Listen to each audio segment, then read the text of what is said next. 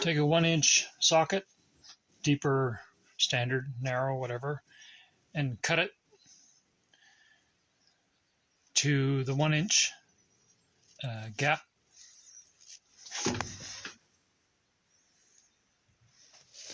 And then use it to remove the clutch on your chainsaw.